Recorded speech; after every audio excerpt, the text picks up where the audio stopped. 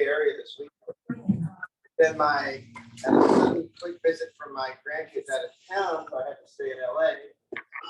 So I just got up early this morning. You know how long it takes to get from LA to here? 4 hours and 15 minutes. Woo. It's a very, very nice drive. So I like driving. All right, so I'm going to talk till about noon. We're going to have a nice, wonderful break, and then I'm going to talk after that until like 1. So don't think I'm just going to leave at lunch, because I'm going to save some really important stuff for after lunch. Okay, so nobody can sneak out at lunchtime. You're going to miss some really good stuff. All right. So when I do these things, first of all, my main job is I'm in charge of the CAR legal hotline. Remember, you realtors, free legal advice, a phone call away, call anytime. But if you're an affiliate, get one of your realtor friends to call for you. There you go. And, we'll help with that. Okay. My other job is this. I travel around. Fortunately now, actually, literally travel around to sort of update you on the new laws and the new forms and the new just lawsuits you need to know about. Stay out of trouble. That's your goal, to stay out of trouble. Okay. Make money and stay out of trouble. So that's what I'm going to do for the next hour and a half or so. If you have questions, raise your hand. I'm not going to wait for the question period. Just raise your hand and stop anytime you want. And when we're all done here today, if you forget something you want to ask me, I'll give you all my email address. It's govh@car.org. I know she has govh@car.org. You can call the hotline, of course. You can call the email. I respond to everybody. All right. So randomly, what do we have to talk about? Well, for the last 2.5 years, there were 2 big things I talked about constantly. I'm so glad I don't really have to talk about them anymore. What was number 1? COVID. COVID's not over, but the laws are over. There's no COVID restrictions on anything you do. The other big thing I talked about for the last 2.5 years was rentals. I don't know if you guys do rentals. I don't know if you have your own rentals. I don't know if you have clients with rentals, but there's been a whole bunch of rules. Now, they've gone away almost completely on the state level. They have not gone away on the local level. What county am I in right now? Are some of you guys in a different county? Okay, as far as I know, there's not any San Joaquin Stanislaus special rental rules, right? Or rent freezes or anything like that. I'm from LA County. LA County is incredibly cumbersome right now, but we're not going to worry about that. What do you have to know about rentals that's different than it was pre-COVID? Just one thing. If you're going to give someone an eviction notice for non-payment of rent, 3-day pay or quit, there's still not just one form. There's 2 different forms. You got to make sure you're using the right form. How do I know which form to use? Call the hotline, call me, tell me your situation. We'll tell you what form to use. That's really the only thing you still got to worry about that's different than pre-COVID is special. Now, if you were in LA County, oh my goodness, there'd be a million things I have to tell you. But you're not. I don't think any cities around here have special rent rules, right? You know, in LA City, it's just like it was 2 years ago. You can't evict someone if they have a COVID hardship. Still, in LA. Plus, there's a rent freeze in LA, which leads to the next question. People ask me all the time, I want to increase my tenant's rent. How much can I increase it? It's not a simple question. I have to ask you 3 questions. Number 1, are you in a city or county with rent control? I think for you guys, the answer is no, right? Great. Then I ask you a second question. How many units is your rental and how old is it? Because remember, rental properties over 15 years old with 3 or more units are under California rent control. If it's newer than 15 years, it's not. Single family homes are exempt. Duplexes are exempt if they're owner occupied. So single family exempt, owner occupied duplex exempt, 3 or more units built in the last 15 years exempt. What if you're not exempt? How much can you increase your rent? As of August 1st, statewide, it's 10%. That's the a year, 12 months. Yeah. They change that number that number can never be more than 10%. It's 5% plus inflation. You know, inflation this year is over 5%, so that's why everywhere in the state it's 5 plus 5. So what if I got a single family home or an owner occupied duplex or a building newer than 15 years old? How much can I increase the rent? Then I'm gonna ask you one more question. Do you know if San Joaquin County or Stanislaus County still has any states of emergency in effect? LA County, the entire county is still under fire state of emergency. So in LA County, even in a single family, by the way, if you're in the state of emergency, it's 10% max. So if you guys have a single family home, you want to increase the rent, all you got to figure out is my property subject to a countywide state of emergency? If it is 10%, if it's not, you can increase it by whatever you want. How do I know? Call the hotline, we'll tell you. I didn't check before I came, but unfortunately, I'm not aware if your two counties have any. Do you know off the top of your head? If you don't know, call. We'll tell you. Okay? That's it on rentals. One more thing on rentals is there's a new form this year that landlords are supposed to give their tenants on residential property. Anybody know what the form is? It's a mold book. It's called Introduction to Dampness and Mold for California Renters. If you had a tenant last year who carried over to this year, you don't have to do it. If you had a new tenant this year, you got to get the form. Now, if you use the CAR lease form, it's pre-attached. Use the CAR lease, you're good.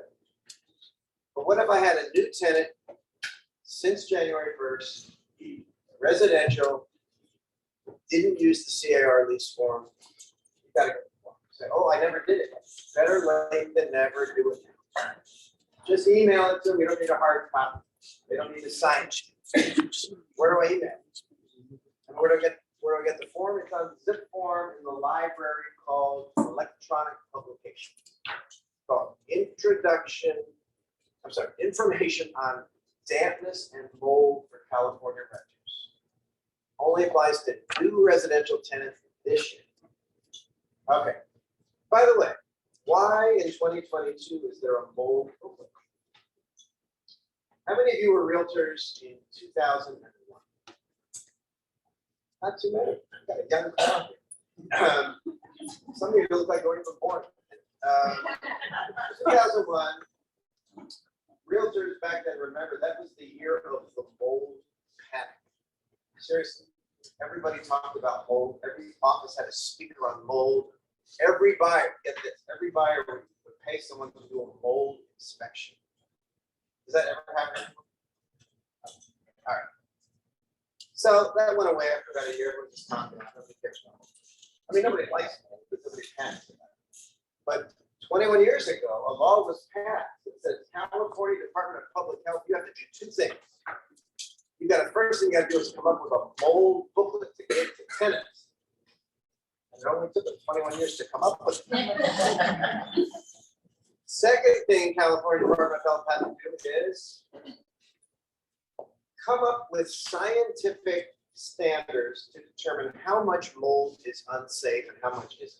When I say that how much mold is unsafe, they measure mold spores in the air. You know, how many per thousand. And nobody really knows how much is a dangerous level, how much is. And you just told me nobody cares anymore anyway. Well, guess what? 21 years later, they still haven't come up with those standards. So we're waiting. Okay. All right, enough on rentals. If you have questions on rentals, ask me. Now let's talk about other things. Before I talk about new forms, let's talk about some new laws. First, let's talk about new lawsuits. What are realtors getting sued for? The same thing lawsuits. What is 90% of a lawsuit against a realtor? Didn't disclose. So if you have a doubt about disclosure, talk to your broker, talk to your manager, call the hotline, we'll tell you. But there's a new lawsuit regarding your websites. I know KW has a website and they're in charge of that website. But if any of you agents have your own website, you got to make sure it is accessible under the Americans with Disabilities Act. Now on our website, car.org, your website, you go to the risk management section. You just in the search put quick guide. We got two one-page quick guides. One called website accessibility and ADA compliance. One is just general website accessibility. What I would recommend you do is you read this or just call up your website provider and say, are we in compliance with this? Chances are you are probably already okay, but there are a bunch of websites that aren't. The idea is this. Someone who's visually impaired, meaning they can't see very well or at all, they need to be able to access your website. Well, how can you access a website they can't see? Because visually impaired people can get this type of sign reading software. And if they point it at your website, they'll get a verbal readout of the words. But for that to work, your website has to have the proper software so that it'll interact with their sign reading device. If not, they can sue you for like $5,000. No one wants to pay $5,000. So worth checking. KW, they're in charge of it, they'll take care of it. But if it's your website, your individual website, and then you're thinking to yourself, oh, I don't care if my website messed up. If anybody sues me, I'll just turn it over to KW. They'll take care of it. Unfortunately, they don't. That's not the way it works. You all signed an independent contractor agreement. Every agent in the state signs an independent contractor that says, if I get sued, it's my problem. And if my broker gets sued because I did something wrong, I got to identify my broker. So your E&O might cover it, it might not. Check that out. It's another thing worth checking out. But why do you even deal with the E&O? It's not that hard to make your website compliant. It's not a big deal. Very easy. Just they catch people. These are just random ambulance chasing lawyers. Just go website to website to website to website. And they're just looking for they just go once. You know, they haven't caught up to you yet, probably, but I haven't heard of any in these counties yet at all. But they'll get to you eventually. So that's what we're talking about. Okay. All right. What else is going on? Before I talk about other new laws and forms, let's talk about what is the DRE. Probably no good. The Department of Real Estate regulates, and they've got all the existing laws in effect, but they periodically focus on special things. They periodically have a new focus. Again, this is a problem. We want people to stop doing this or that. Okay. Guess what the latest thing they said? They said when you're an agent and your client asks you for a referral of a licensed contractor, you, the agent, better check out to make sure that this contractor you're recommending actually does have a license and it's active. Because if you refer if you tell somebody here's a licensed contractor and it's not, and the person's not licensed, DRE says that agent has committed a violation. How do I know if the person I'm referring is licensed? Very simple. Contractor State Licensing Board has a website, cslb.com or something. Go to the first page of the website, it says license check. Type in the name, boom, it's in. But just think about that, because if the DRE says we're looking for that, that means you got to think about it. Second thing, back to rentals. You guys may never do rentals, but it's just something good to know about. Did you know that you can't reject tenants now because they're Section 8? You know, up until recently, if a Section 8 tenant came to a landlord and said, I want to rent your vacant unit, I'm Section 8, the landlord could simply say, I'm sorry, I don't take Section 8. Can't do that. Every landlord in California is a Section 8 landlord. I mean, that doesn't mean you have to take every Section 8 applicant. But let's put it this way. You get two applicants for your rental, one Section 8, one isn't. The Section 8 has better criteria, better income, whatever. But you take the other one instead of the Section 8. What does that look like? It looks like you reject them just because they were Section 8, which was probably true. Which you can't do. Not only will you get in trouble with the DRE, you say, well, I'm not a licensed tenant, just a regular landlord. The Department of Fair Housing is looking very hard. In fact, they will call up landlords randomly or property managers and say, do you take Section 8 tenants? And the answer is not, let me get back to you on that. The answer is absolutely, we definitely take Section 8 tenants. That doesn't mean you have to take each tenant, you know what I'm saying? You can pick the best applicant, but just tell them on the phone, oh, I surely take such. Okay. What is the third and final latest thing with DRE? And they have a problem, which I'm glad they have a problem because I've always thought they had a problem with, and I've had the same problem with, is agents doing open houses for brokers or other than their broker. There are a couple of reasons for this. I think the most important reason is E&O. I mean, when you're at someone's open house, you're not an open house, you're sort of in charge of the open house. Someone comes in and trips and falls, or something gets stolen from the open house, something goes wrong. Your E&O will cover you if it's your listing, your company's listing. But if you're sitting at an open house for somebody else's, your friend at the other office, I know you guys have two different, one owner, two different brokers, that's two different companies for this purpose. And you're doing this open house for your friend, and somebody trips and falls, somebody steals something, something goes wrong, you're gonna get sued and your E&O is not gonna cover. It's not gonna cover your company either. It's the last thing you ever want to happen. Not only that, the DRE said, we're gonna crack down. Here's the reasoning behind this. Because remember, as an agent, you can only work for one broker at a time. And doing an open house, if you so much as open your mouth, you're probably doing a license activity. I mean, if you sit there with your mouth closed, handing out cookies and flyers, okay, you're not really doing a license. But that's not the reason you do open houses, is it? Why do you do open houses? To get clients. So you start talking about real estate, you start talking about the property, you're doing license activity.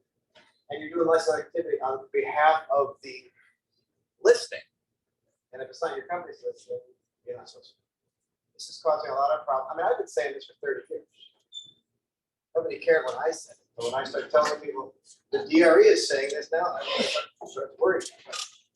Brokers I know have been saying this for years too, because they're very, very concerned about the E&O issue. To first do that. Not to cause a fuss. I'm standing right here again. I've had multiple insurance agents tell me that if I have my own general liability policy, that I can do an open house for another person. I just want clarification from you. I see a lot of people shaking heads, but what do you say? I mean, first of all, when it comes to insurance coverage, you always got to talk to your broker. And first of all, your broker can tell you to do whatever they want. The brokers can tell you, I don't want you to do it even if it's legal. Okay? Brokers are your boss. Second thing, they're in charge of the insurance information. I mean, I would check with them. I mean, you want to be covered under the insurance, your own individual insurance. So I'm not an insurance expert. I just know E&O is covered. So I wouldn't go that way. And remember, even if it's not an insurance issue, it's a DRE issue. You can only do work for one broker. As an agent, you can only work for one broker. If you're sitting in an open house for your friend who works for a different broker, you're doing licensed work for another broker who's not your broker. That's a violation of the law that could cause you to get your license removed. It's just a bad. So, and I've been telling everybody that, not just telling this group, I tell every single group I talk to, because the DRE is starting to really pay attention to this. Related issue is sometimes, this will probably cause a whole new can of worms, but it's my job to cause turmoil and problems. Thank you. Said is TCs. I hear about licensed TCs working for different companies. Hey, if a TC is going to work for more than one company, you better be doing unlicensed work only. And I've learned a lot of TCs do not, transaction reporters don't know the borderline exactly between licensed and unlicensed. So this is maybe something for management to call me on. What if they have their own E&O, if they're their own identity, what's, Then you don't have to worry about getting sued or anything. But if that TC, just make sure that TC is only doing clerical type work and not doing. Have you guys ever run a TCs who seem to be running the whole show? Yes. They start telling you what to do. So what do you do? So that's the issue I have. TCs who do licensed work. right? I mean, if every TC was very careful about not doing licensed work, yeah, then they can work for multiple companies. Got it. Insurance issue is a different issue. Right. But I threw that in there with the open house issue because this has become a problem. Transaction coordinators doing license work, which is a real problem. They do it for more than one company. I'm sorry. So can someone do open house in Keller Williams or a different broker? It's the same thing. Keller Williams has a million brokers. They're independent. Okay, it's not just one brokerage. So, yeah, so you can't. On a related issue Yeah. also, as it pertains to contractors, like. Yes, yeah. Not that I'm hiring a bunch of unlicensed contractors, Right, but if the property were my personal Right. investment property that I'm renting. Yeah. My properties they're actually out of state, they're not Yeah. California, but as a blanket rule, where is the liability and would I be on my own property liable for being sued if I No. hire a licensed contractor? I was just talking, this is a realtor refer, this is DRE saying part of your standard of care when you're doing work for other people. Okay. For your own, you can do whatever you want for your own property. I mean, you can hire a handyman to do work that would normally be required by a contractor. You know who's running the risk when you do that? The Myself. person you're hiring, Well, because if they don't have a contractor's license, you can just snip them. There you go. Hire them and don't pay. Nothing they can do about it because they don't have a license. So on that same token, though, you get a call, previous client or whatever, however it works, Yeah. right? And you say, these people are unlicensed, these people are licensed, here's just a list for you. Yeah. Is that not okay? It's But- their choice, Right, right? oh, sure. As long as we just As tell long as them, the- they yeah, know, as long as- they know. as long as she's saying, can I give them a list of unlicensed? Sure you can, but if you're giving license, if you're telling them this person's licensed, you have to check them. That's it. All right. Let's talk about, I think I'll just go back and forth here. Let's talk about some new laws, and then we'll talk about the forms. Are there any new laws this year that realtors really need to know about? Fortunately, they're not a lot. There's a lot of new forms, which I'll talk about in a second, but as far as laws that have nothing to do with forms, not a whole lot you need to know. Let me first talk about laws that specifically deal with realtors. This is good news. Rarely is a new law good news. But there's a new law that says when you're marketing yourself, let's say you got a license, you had a particular last name.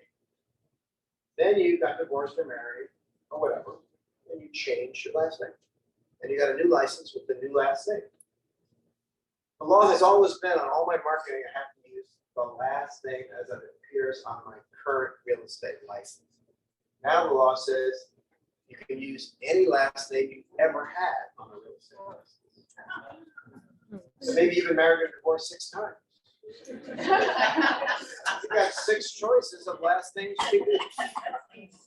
Assuming you had a license in each one. Now, of course, some people get married or divorced and they don't change the name on their real estate license. So they can, of course, continue. Some people want to change the name on their license, but they still want to use for marketing purposes the name that they become familiar with, that the communities become familiar with, and they can use. So that's good. By the way, first thing, you know the DRE officially does not care. You can use initials, nicknames, as long as you have your legal last name as it appears on a real estate license and your DRE number. This is still a big problem. You go on social media, I just randomly, I can't help it because of my job, I just look at real estate signs. I still see a bunch of real estate signs with that DRE license. Social media, you see it all the time. That is a violation. All websites have to have your name, your last name, and DRE number. No exception, no excuses. So clarity, does anybody have any questions on that? That's so easy for the DRE to get you on that. Yeah, So I go by my middle name. Yes. So I have had the issue with DRE when? the last 5-10 years. But in the last like 2 They- years? Well, I haven't reapplied, I haven't sent in anything new, but they insist on using my first name. So, Well, I guess we're saying 2 different things. I want to make clear. Okay. For your official license, they probably want something. I'm just saying on your sign. You don't have to put I should have clarified. On your sign or social media, you don't have to put the first name that's on your license. Okay. Yeah, that's it. So, I should have made clear, yeah, they may still require you to put a particular name on the license itself. But on your marketing, they don't check, oh, that's not the first name she has on the license. okay, got it, because I do market with Yeah. my middle name, however. Yeah. There are certain sites that pick up my full name. Yeah. And then that's But that's, I mean, that. it may confuse people, but it's nothing wrong with that. Okay. So I just didn't know if there was a way to correct it where, where Car would acknowledge just my middle name. That's my first In one. the DRE, The DRA, so what would you want them to do? not use my first name. Even on your license itself. You do not have to use your first name on any of your marketing. That's what I'm telling you. Now, if they require it on your official license, then if I can, I'm gonna back up here because I Yeah. was two tests. So I am a TC yes, and I am doing work for her right, at KW. right, Now I'm doing work for her over at blah, blah, blah. yes. Who gets in trouble if I'm doing license activity for both of them? Mainly you. Me, the TC? Yeah. Okay, so But but if they're under KW's license, okay, KW could get in trouble if you knowingly improperly supervising someone and knowing, in other words, if someone's doing something you don't, just like when agents do stuff that you tell them not to do. Right. It's not your fault, you can't follow them around all day long, but if you're, just like with agents, brokers can get in trouble for lax supervision of agents, you can get in trouble for lax supervision of TCs and allowing your TC to do stuff they shouldn't do. but they're under my license or our license because they probably do work every now and then as a realtor, right? So they're probably gonna be, well, they are. I By the know way, it's in your not- scenario, are you a licensed TC? I am a licensed TC Okay. and I sell houses, twice a year, let's just say, right? And so, but I do work for KW and I do work for Yeah. blah, blah, blah. Right. And blah, blah, blah, I kind of screw that. Yeah. And so now I'm gonna get in trouble. Right. So is this company over here gonna, oh yeah, because they're under this, my license is under this. Because, yes, I mean, unless you say, hold on, unless you screwed up doing non-licensed work. Got it. If you screwed up doing non-licensed work, it's Got it. not, I'm saying this really loud, I'm repeating it because there's people. There are. Yeah. So I want to make sure it's 100% clear. Yeah. Because I'm gonna start talking to these people. I'll Yeah. probably Can remove you them. define for everyone licensed work as opposed to non-licensed?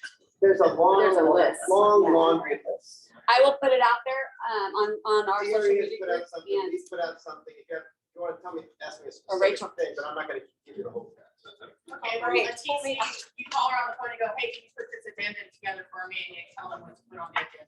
That's fine. They can do that. Yeah. Or, okay, so But that's, they can't, so like, they're doing license work. They can't for present California. it. I think the I know. question is like, what are you considering licensed work? so there's a list on the on the DRE website. There's a list and I can send it out or Rachel or Chris. I just want to get back to the names, because maybe I Yeah. missed something. So for instance, I'm Janet Anderson and Associates. If I get Anderson and Associates using my name, is that okay? Yes. to market? Yes.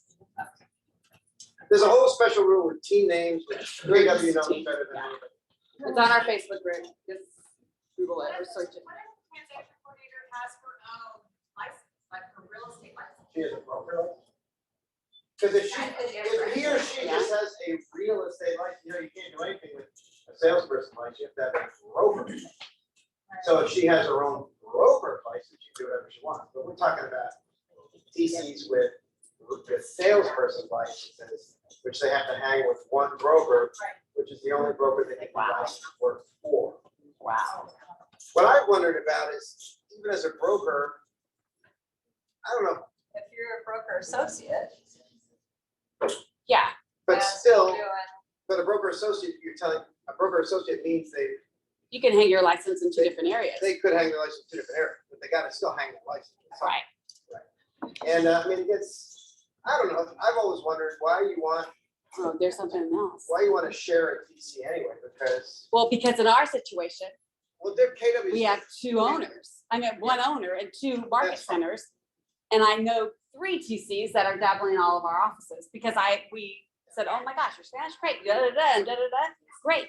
Yeah. But that's a no-no. I'm talking more about a different issue like KW and then a complete different company. Yeah.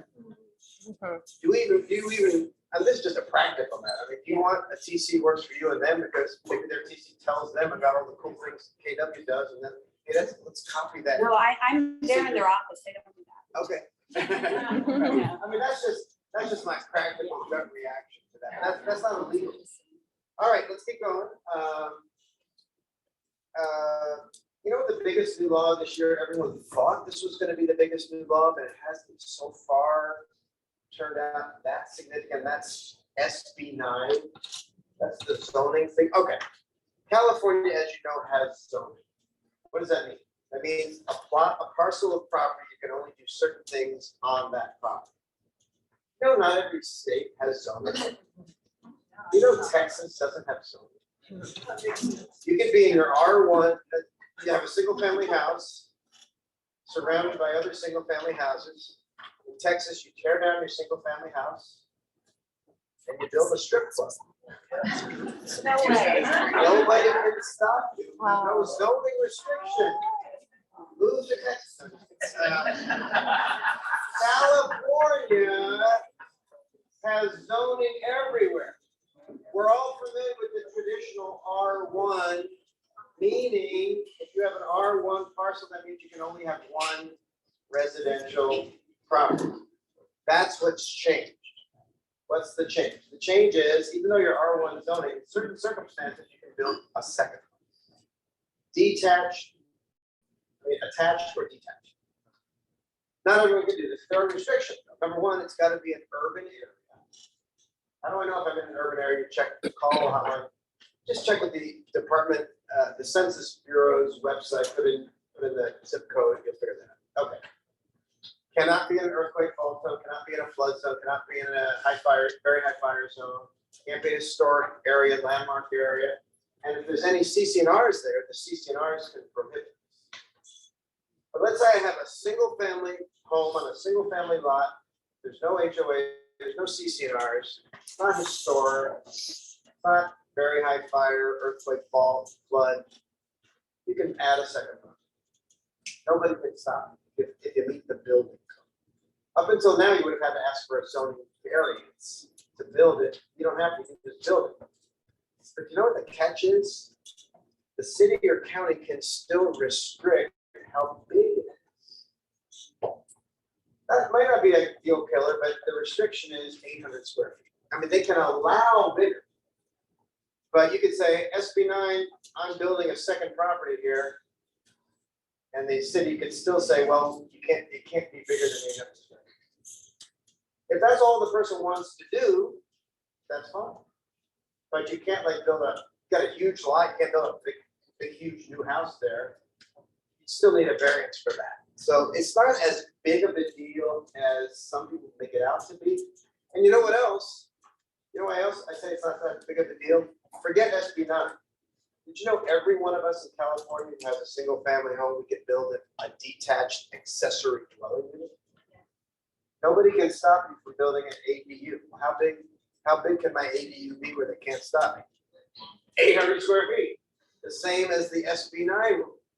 So even if you're in an HOA, so I'm going to build a second 800 square foot property. HOA says, nope, violate CC&R. They can say, okay, I'm just going to build an ADU.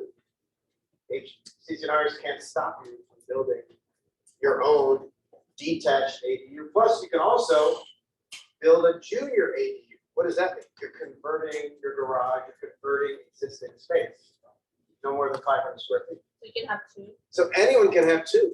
Any property owner in California can convert their garage or back bedroom into one unit and build another one, as long as it's no more than 800 square feet, 16 feet high, 4-foot setback. Yes, If it's not permitted.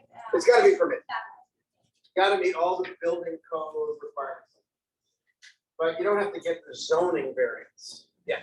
Is it for just R1 residential or for? Okay, it's Yeah, R1. just R1. And by the way, if you're splitting, if you're building a second legal unit, you can't now do ADUs with those. You have a choice, either build the ADU or build the new legal unit that you can sell separately. Because an ADU you can't sell separately. Okay? Although there are circumstances where you can. Certain nonprofits can build an ADU and sell it. Actually sell it separately, even without it. What's nonprofit? What do you mean? Oh, like a nonprofit. Like a charity or something. Yeah. Okay, so, but there is one interesting thing about SB 9 that is significant. That is, not only can you add a second unit sometimes, you can do a lot split. And put 2 units on each lot. You can turn one house into a 4-plus. Same restrictions I mentioned, CCNRs and all that, and the owner, the person doing the lot split has to sign an affidavit promising to live on the property for at least 3 years. And they can't, if this person has already done it to the property on either side, they can't do it here. So you can't, like, someone comes in and buys every house and then turns them all into 4-plus. You can only basically do 1 per street. But there are, it is possible, and each unit, they're only limited to 800 square feet, the new ones, so. So it's something, we haven't seen a whole lot of them because I think that 800 limit is stopping a lot of people. Because, I mean, there's some, I don't know about your city or county, some cities and counties are just letting people do it. Sure, knock yourself out. But the ones that don't want you to do it, they're being as strict as they can, and the main restriction, the only restriction they can really do is the 800 square foot size. And that does stop a lot of people. It's not worth it to me to build a whole second if it's only gonna be 800 square feet. But maybe it is. I heard one of the listeners here, 800 square feet, and I know people with 800 square feet. Maybe that's worth it. But maybe an ADU is just as good.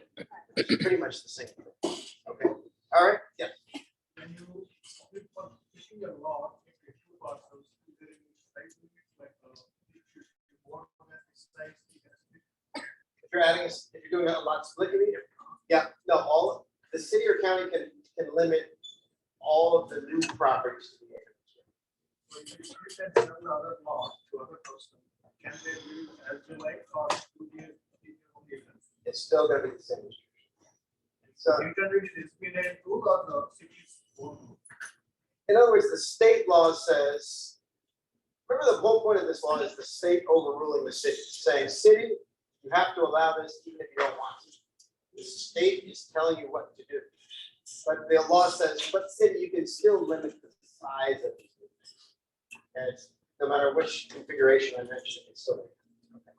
City says I don't have any restriction of the size. Then it's just a regular, there's no restriction, unless they have another restriction for new housing in general.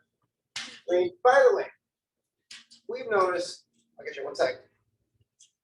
Some cities aren't aware of a lot of laws. Some cities aren't aware of this ADU law that you can build. Some cities are just randomly don't let you build things, even though you're not violating anything. You know what, we hired some new lawyers at CAR. Their only job is to sue cities and HOAs who don't allow you to build things that you have the right to build. And you know what? You're not even have to pay them out of your dues because they sue, they win every time because they're following the law. And they have to pay our attorney. So it's like self-supporting. It's a great thing. So if you ever run into a city, county, or HOA who is just, you know, or you think they're not following the rule, they're stopping you from building something, and you suspect they don't even know the law, they don't know what they're talking about, they're just randomly stopping you. It doesn't hurt to call us because we have mean attorneys, unlike me. You know, I'm the nice here attorney. We have mean attorneys who like to sue people. That's not me. In some cities like Monterey County, they require RPI on closing. It's a residential property inspection. When you get it at the city, it's a $200 fee to make sure the property you're selling and closing doesn't have any ADUs on there without permits or anything else. Yeah, they can probably get away with something like that. Yeah, they're checking. Yeah. can't close it. I mean, it completely varies regardless of where you are. Okay, all right. All right, very good question. The question is, if I build this other unit, do I have to allow for parking? And the rule is not if you're within a certain distance from a major transit stop, a bus stop. I think it's half a mile. To me, that's kind of far. I don't want to walk half a mile to the bus stop, but anyway, if it's within a half a mile of a bus stop, they can't require you to allow for parking on the property. If it's an ADU, they can't require parking at all. This is complicated stuff. Obviously, don't advise your clients on the ins and outs. It's good for you to know. If it's yourself, call us, call the hotline. I mean, this is a good general point. I bet, are any of you guys in this room lawyers? Okay, you're all actually, because the courts of California hold you to a lawyer's standard of care. They say you have to understand real estate contracts, you have to understand disclosure laws, you got to understand basic loan laws, and you have to advise people on this. Advising someone on a legal contract, to me, that's legal advice. And it is, but the courts have said, yeah, but realtors have to do it. Okay, but they do draw the line in certain places. Don't give tax advice, obviously. Don't give title advice. Don't give advice on what form to use for rentals, like I was talking about. Don't give advice on SB9. Oh, you can do that. Oh, you can't do that. I mean, you got to always be careful, draw the line. So there's some types of legal advice that you definitely can't give. I mean, it's a really interesting thing. Depends on what it is. Especially, like, let's say SB9, who would they speak to, especially if the city maybe isn't aware?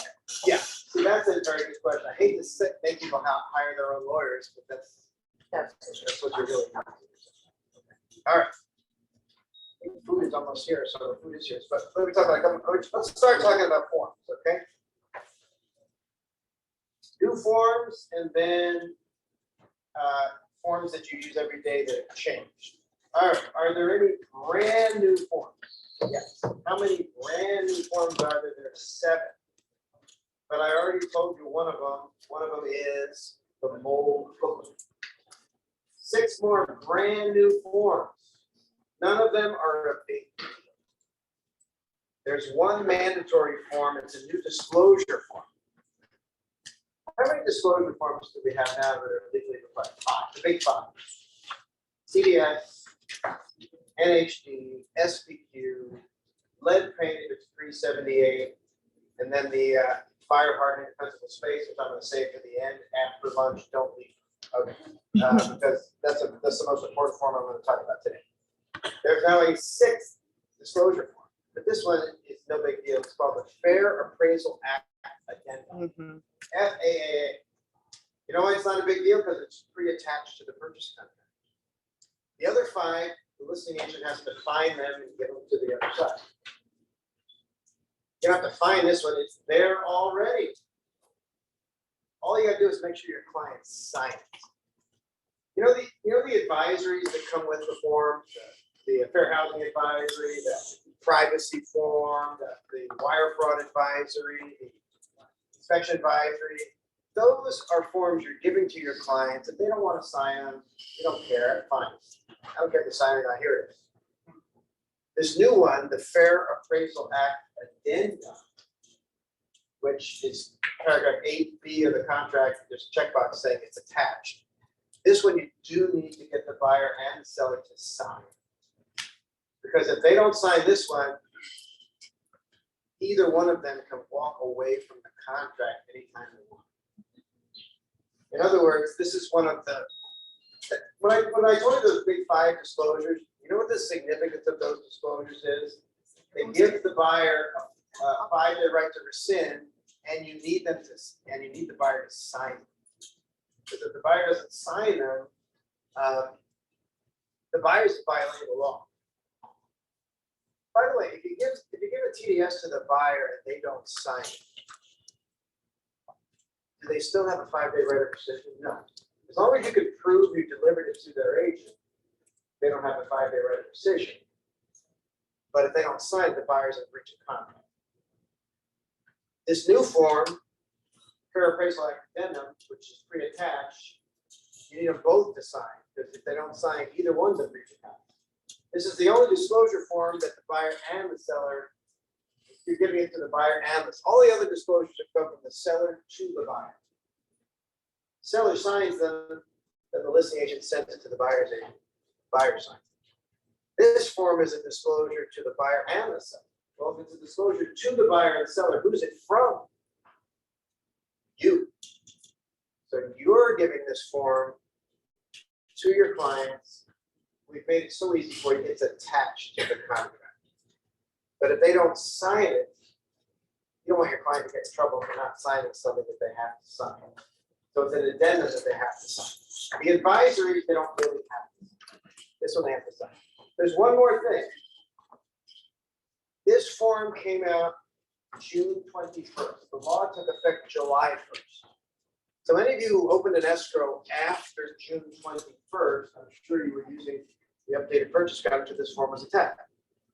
But let's say, I'm not going to make you tell me right now, but if you opened escrow prior to June 21st on the old RPA without this attachment, that means it wasn't there, but you still have to give it to your buyer and seller.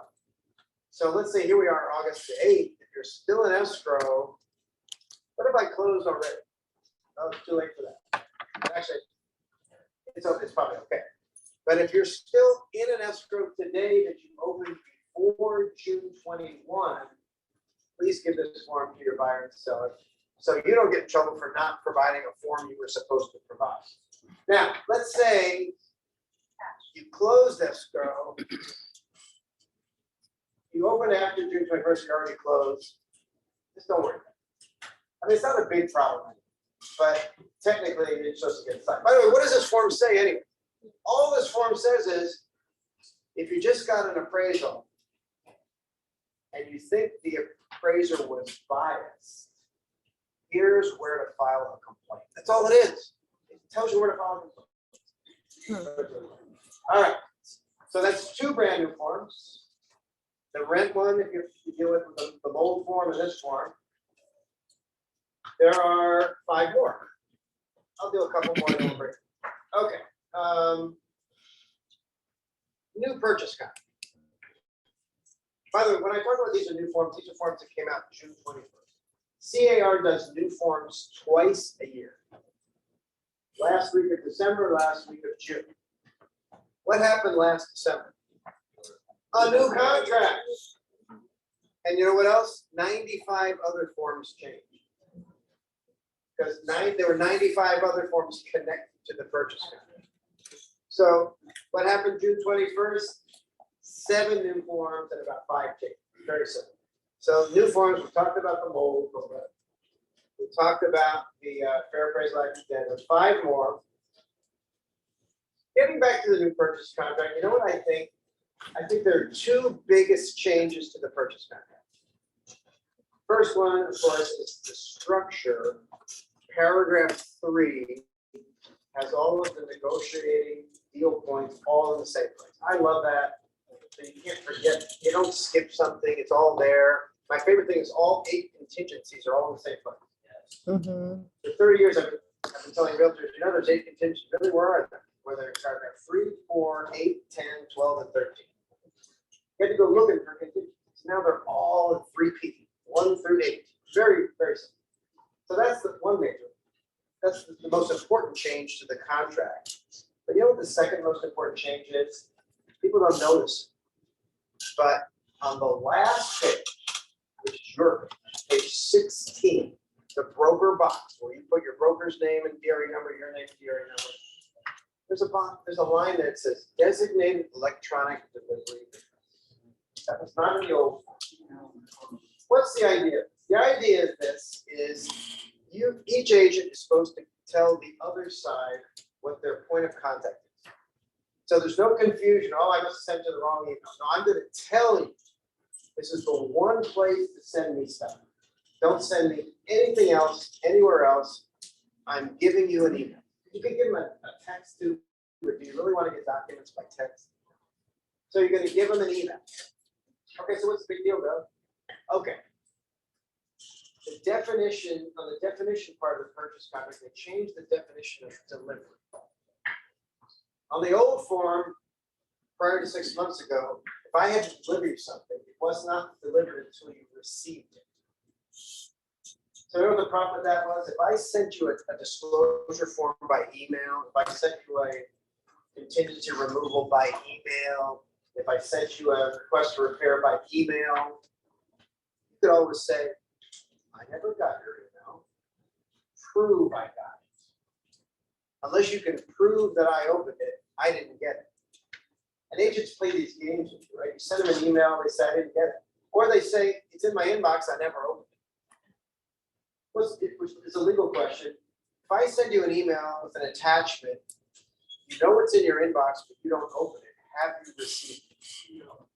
No, you're right. So for 25, 30 years, I've been telling all of you, when you send an email to the other agent, you have to follow up. You have to make them acknowledge receipt.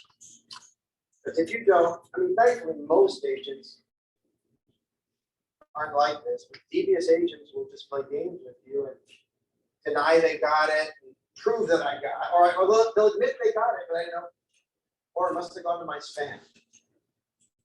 That's over. Now, the way the purchase contract says is, if you give me your email address and I send you something like a disclosure form or a contingency removal, as long as I can prove that I sent it to the right place, I don't have to prove that you received it. Sending is receipt. As soon as I press send, you got it. So now I can be mean to you, I can send it to you at 3 a.m. Yeah, if you fill that out. Yeah, that's what it is. I'm building up to, so this is the idea. The idea is that agents are gonna go for this because they don't like all these games playing. They like it to be simple. I don't have to harass them to acknowledge it. I just want to send it and know it's done. But as he just pointed out, she just pointed out, a lot of agents are not filling that in. And I think there's 2 reasons they're not filling it in. One of them is they just don't know what it is, so they just skip it. They don't know that it's a big deal. But based on what I just told you, it is a big deal because if you don't fill it in, we're back to the old way, the way you've been your whole life until 6 months ago, which is when you send someone an email, you need to follow up and get an acknowledgement of receipt. Otherwise, the potential is they could say they didn't get it. So for the agents who just forgot to do it, didn't want to do it, every form. It's the designated electronic delivery address amendment. This, I'm sorry, I don't know. She said, it's probably DEDA. I think it's Electronic delivery amendment. the DEDA. Sponsor, you can make your way. Madam Sponsor, you can make your way to the front and I'll. You can make your way to the front. So so in other words, we all got this new form, if that's it. But what if the other agent says, oh, I deliberately didn't fill it in because I don't like that new rule? Well, then you're back to you were on the old form. And you have to make sure that they acknowledge it. So if you're utilizing an email open tracker, consider receipt. In other words, this guy obviously knows a lot more about technology than I do. I mean, apparently there are technological solutions that can sort of prove that someone opened an email. That should work. If it comes into a court of law and says, you didn't get to me, no, whatever he called that thing. My thing proves that you opened it, so blah, blah, blah. So, anyway. All right, 2 more questions, then our lovely sponsor, and then lunch. Yes. So I fill it out, all right? I Yeah. mark the box, I fill it out, I send it over. Correct. And it's not reciprocated, and they don't do it back. So where are we at with kind of That's a good having that question. happen? So you're the good guy, you do it, and they don't want to do it. I'd send them this amendment saying, I'm removing you're not gonna do it, I'm not gonna do it either. Because we've got, the third I think, argument is that there's been poor information sometimes given about this box. Which is, that's why some people just sort of, they don't want to, because they don't understand. So that's why I'm trying to educate, and then they say, oh, now I understand, now I'll sign, so now we have a form to give them to sign. But you could also use it to remove it, if they're gonna be a jerk, and say, well, you're gonna be a jerk, but I'm gonna be a jerk. One more question before lunch. I actually have two questions. All right, two questions. So one, so it has an email and a text. Yeah. So you can do one or the other. if Or you don't both. need Okay. I mean, the point is, I think, you guys do what you think is best, but I like the idea of just one point of contact. Right. that makes Plus, sense. I don't like trying to read documents on my phone. Right. So I'm thinking ideally, you probably just pick an email. Okay. And then the. And you know what? second- It doesn't have to be your regular email. You could have an email just for document, and you know what? This is gonna raise another, you could actually, it could be your TC email. Right. So maybe that, your job of your TC is to collect documents. It doesn't have to, it could be anybody's email, it could be your mother-in-law's email, she's good at collecting documents, yes. Just be aware that if they send an email to that website, as soon as they press send, it's legally delivered. You put two emails. Sure, Yeah. they can give them a choice, if you want to give them a choice. Okay. And then the second part, we could counter that. We could put that in a counter, right? But The problem with that, you could, except this is the agent part of the form. Because remember, this isn't the buyer and seller, this is the agent. right. Of course, you're gonna explain to your clients, and maybe your clients can say whatever, but that's why it's not really a counter situation, which is why we have this. This is really an amendment. The buyer and seller are gonna sign this amendment, but it's really between. Let me turn it over to Marissa. Hi, Marissa. Hi, everyone. I don't know about y'all, but I'm super excited because it's officially a buyer's market, which is amazing because that buyer fatigue is, we don't have to do that no more, right? So with, first of all, who checks their emails on the weekends? Oh, good, 2, 3, 4. Okay, so the first person who tells me the program that I sent to you and how much money you put down gets a present. Nope, there's another one. What's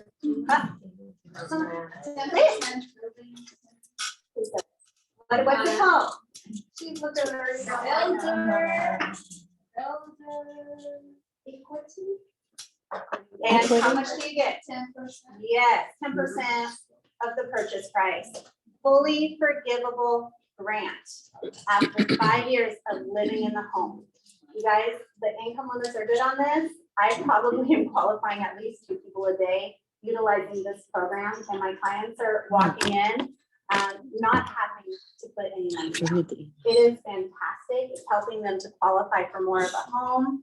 It goes behind VA, conventional, FHA, you name it. It's amazing, and it's through Cal HFA. So I'm one of the preferred lenders with Cal HFA. Oh. And so we are getting a lot of leads just on buyers inquiring on their homes.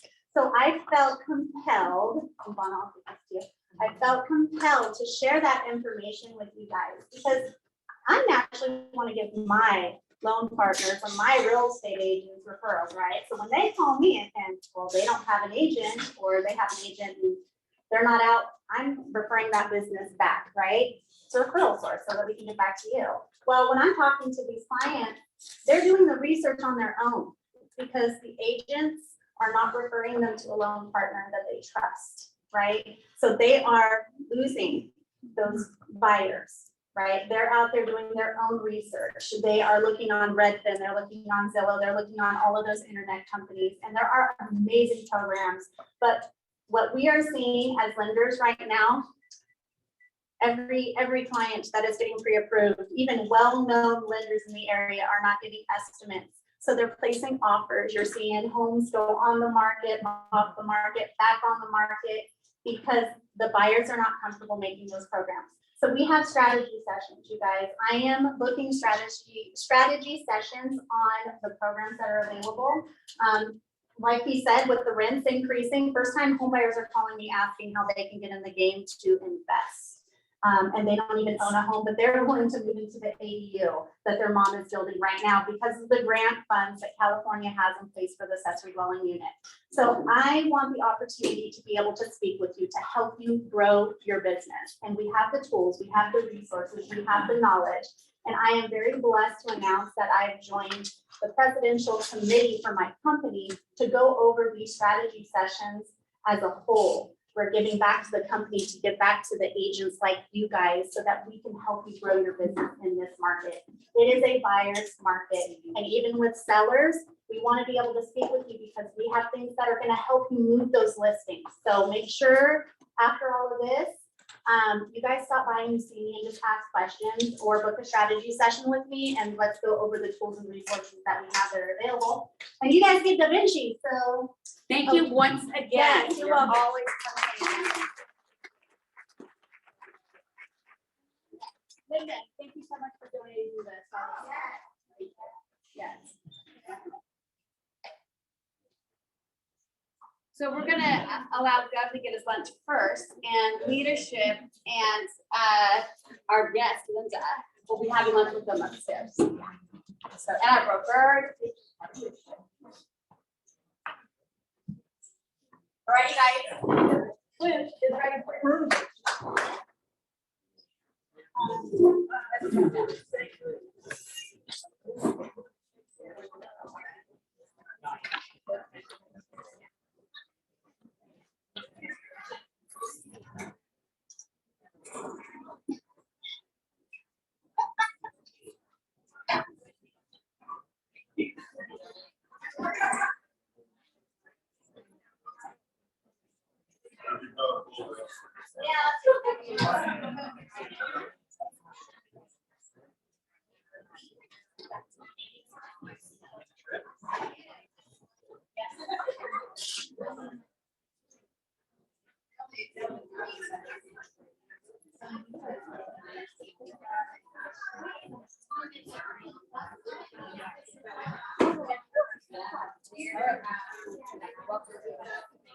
Thank you.